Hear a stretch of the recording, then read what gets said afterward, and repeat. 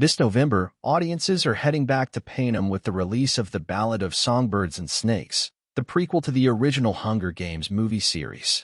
The Ballad of Songbirds and Snakes, based on the novel of the same name, is set 64 years before the original films, which tell the story of Katniss Everdeen, Jennifer Lawrence, a girl living in District 12 whose life is forever changed when she volunteers for the games. The Ballad of Songbirds and Snakes focuses on an earlier Hunger Games in a much younger Panem, when a different District 12 resident, Lucy Gray Baird, Rachel Zegler, is chosen for the games. One other thing that connects them, both women sing the song The Hanging Tree. If your Hunger Games lore is a little rusty, we can help. Lawrence's Katniss sang The Hanging Tree in full in The Hunger Games, Mockingjay Part 1, released in 2014. The song became something of a protest anthem across Panem, though it's deeply tied to Katniss's District 12 identity. Zegler sings a new version in this November's The Ballad of Songbirds and Snakes, and Lionsgate announced it'll share her version of the track on October 20th. Ahead, we're breaking down just what the song is about, its significance in the world of the Hunger Games, and both women's renditions.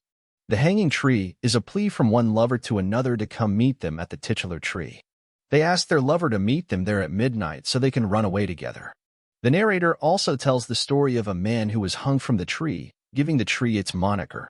The dead man called out for his love to flee, they sing.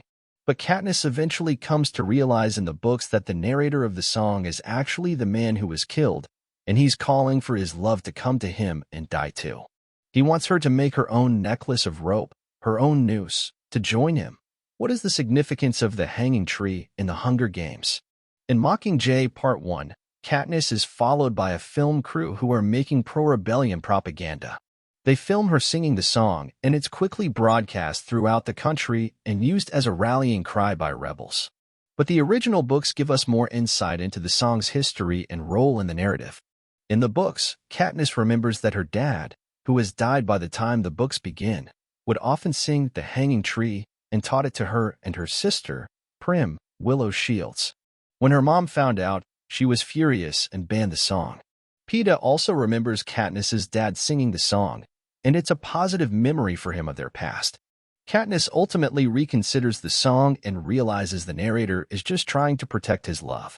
The song also appears to be banned in all of Panem because the real lover is not one person, but all would-be rebels who ought to fight for freedom, even if it means death.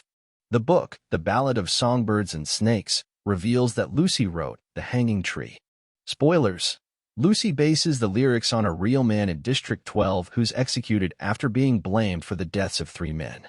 The song also alludes to the romantic connection between Lucy and Coriolanus Snow, Tom Blythe in the new film, and Donald Sutherland in the original 4. They agree to meet at the Hanging Tree to run away together. Lucy is a member of a group called the Covey, nomads known for their musical talent. After the events of the Ballad of Songbirds and Snakes, the Covey are banned from performing ever again. Katniss's dad then only could have learned the song through a network of ancestors who passed it through the generations in secret. Who wrote The Hanging Tree from the Hunger Games?